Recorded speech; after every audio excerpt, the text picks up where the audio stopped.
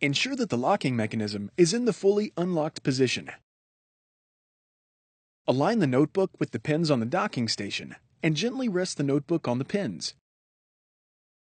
If you feel resistance when you place the notebook on the dock, ensure that the locking mechanism is in the fully unlocked position. Do not exert pressure on the notebook. Doing so can break the alignment pins. Slide the locking mechanism to the locked position. You can find additional helpful videos at hp.com/support videos and on our YouTube channel, youtube.com/how-to-for-you.